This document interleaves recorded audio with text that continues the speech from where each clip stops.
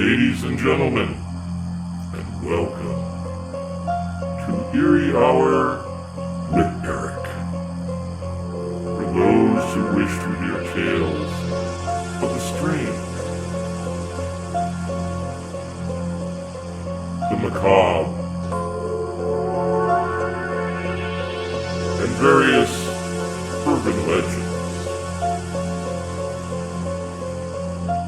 you have come to the right place.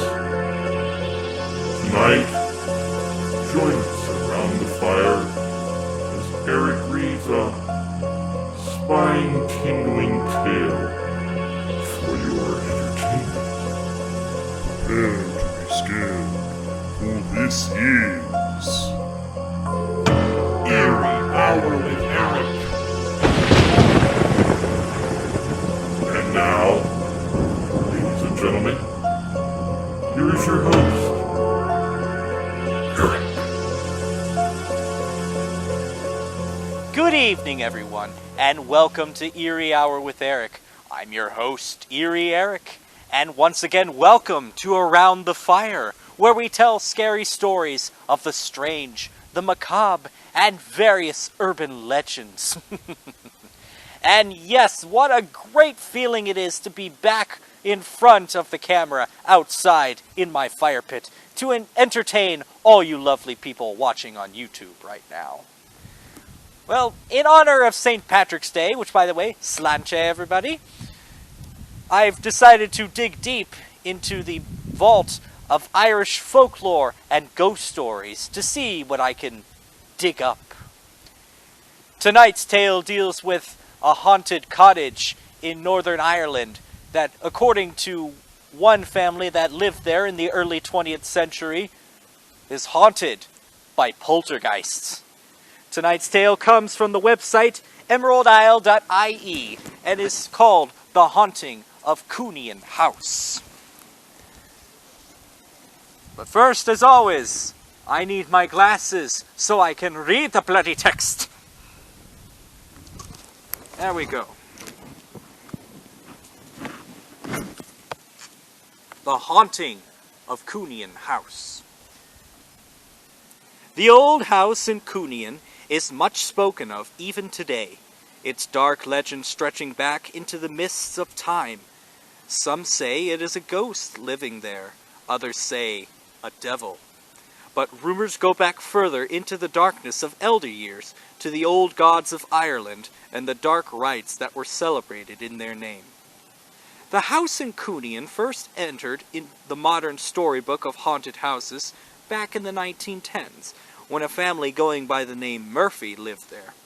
Mrs. Murphy's husband died in a freak accident, and it was after that the trouble began. It started out with knocking at the front door, but when it was answered, nobody stood there.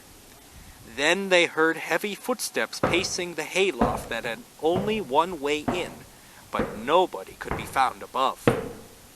Now, it's easy in these circumstances to suspect your own wits had deserted you.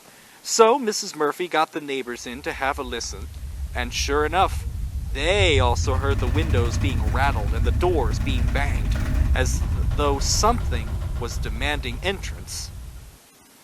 Then things took a turn for the worse. Plates started to fly off the table, and beds would lift and fall by themselves. Whatever wanted to get in was in. In desperation, Mrs. Murphy turned to the church for help, and Father Coyle from Maguire's Bridge came to visit their house. He stood there with his mouth hanging open alongside Member of Parliament Caer Healy, watching as pots and pans banged themselves together and uncanny shapes flickered across the walls. It was also covered in the newspapers of the time. After this, the priest was granted permission to do not one, but 2 exorcisms, one of the very few ever held in Ireland, to no avail, even though the sheets lifted off the bed and loud groans and moans echoed around the place. Rumors started to spread then that perhaps the Murphy family were authors of their own misfortunes. that they had trafficked in the dark arts, and that their son had found a fell book in the dark and moldy woods and used it to summon demons for his own benefit. Well, that, as you can imagine, was the end of the road for the Murphys, and they packed their bags and set off for America, just as many Irish did at the time. It might have been the end of the road as far as Cooneen went, but it wasn't the end of their troubles, for the phantasm followed them across the ocean. Documents of the voyage make clear note of the fact that there were often loud banging and moaning noises coming from the Murphys' cabin, and it got so bad that the captain himself had to have a word with them, although it didn't help much. The rapping and banging kept other passengers awake, and some say one young lad was so sleepy after the voyage that he was run down in the streets of New York. After they reached dry land, the supernatural activities continued for some time, gradually abating until at last they were left in peace. Although their daughter was so traumatized that she spent the rest of her life in a mental asylum.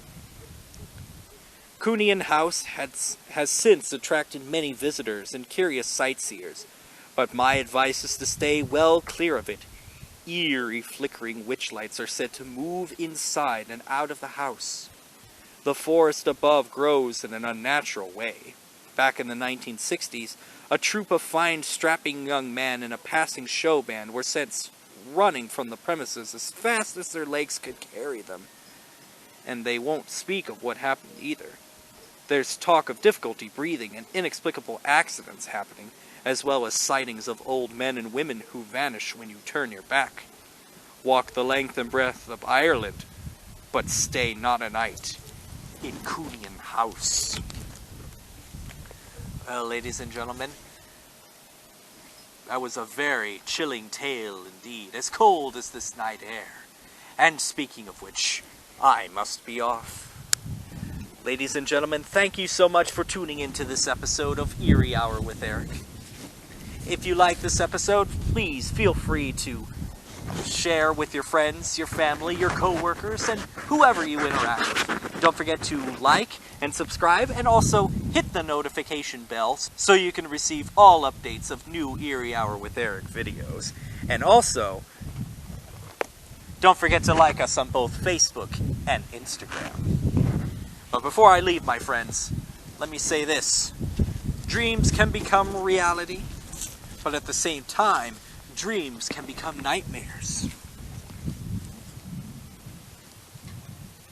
But can nightmares become reality? Well then, you be the judge. Tune in for the next episode of Eerie Hour with Erich. If you dare.